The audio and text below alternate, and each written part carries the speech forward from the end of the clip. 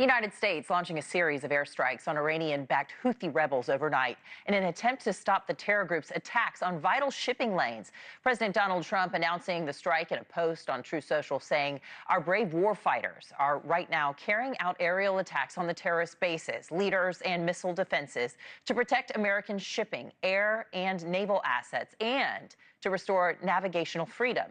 No terrorist force will stop American commercial and naval vessels from freely sailing the waterways of the world." Authorities in Yemen saying 31 people were killed in the airstrike and over 100 more wounded.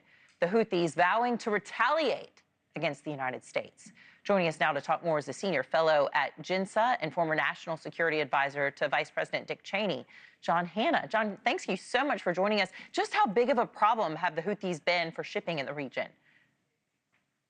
Well, they've been a huge problem, Anna, for well more than a year now. Shortly after October 7th, 2023, they started firing regularly, not only against Israel in support of Hamas in Gaza, but also at all international shipping, and including American naval ships. And they have reduced traffic in the Red Sea, which is an absolutely vital maritime channel of navigation and commerce, by well over 50, 60, 70% at times, forcing ships to go around the continent of Africa on a much longer, much more expensive journey to deliver goods. So it's been a serious problem. The international economy has adjusted to it without too much problem, but it's a huge challenge to the free flow of international commerce and to American core national interest to protect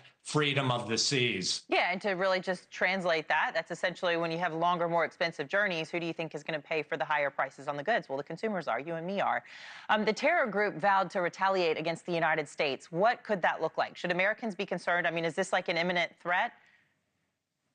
Well, it's certainly an imminent threat both to shipping, our ships, our naval ships in the Red Sea, as well as obviously to the Israelis remain a very potent target. It could also lead the Houthis, if they can't hit us, can't hit the Israelis, maybe to expand the war to some of our friends and allies in the rest of the Gulf region, including the Saudis and the Emiratis. So it's a real threat. This strike yesterday, as large as it was, I think we're going to need a lot more than that if we're going to actually stop this Houthi terrorism in the Red Sea. Well, President Trump also warned Iran about supporting the Houthis. He said this to Iran: "Support for the Houthi terrorists must end immediately. Do not threaten the American people, their president, who has received one of the largest mandates in presidential history, or worldwide shipping lanes. If you do, beware, because America will hold you fully accountable, and we will not be nice about it." So Iran has denied supporting the Houthis, which nobody really believes that. But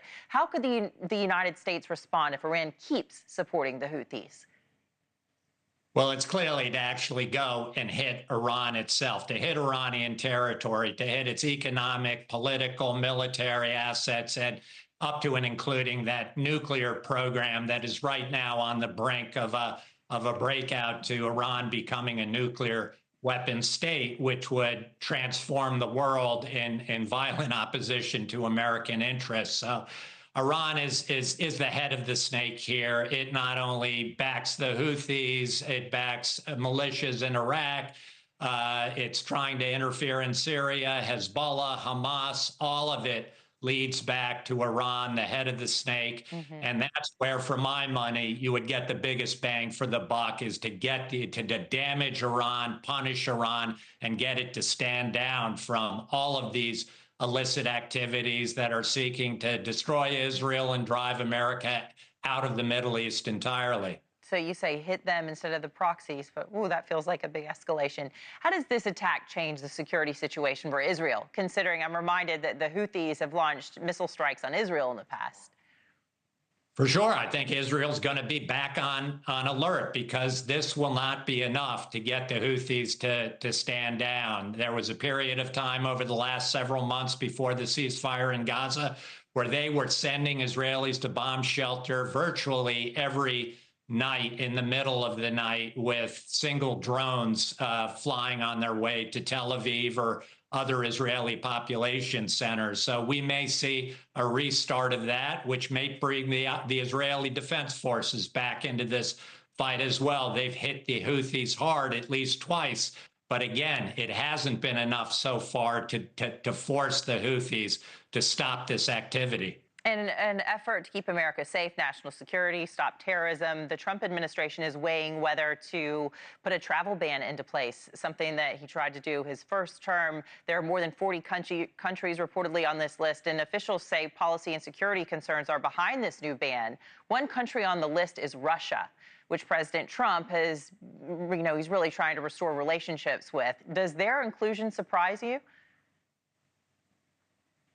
I guess perhaps to the extent it looked like the entire thrust of the president's policy toward Putin was to use honey to attract him into a peace negotiation with Ukraine.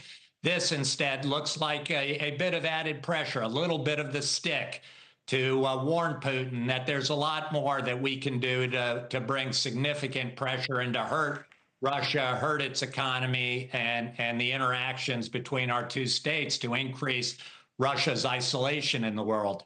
Right. All right. We really appreciate you weighing in on all these issues today. The senior fellow at JINSA and former national security advisor to Vice President Dick Cheney, John Hanna. Thanks again. Thanks, Anna. All right.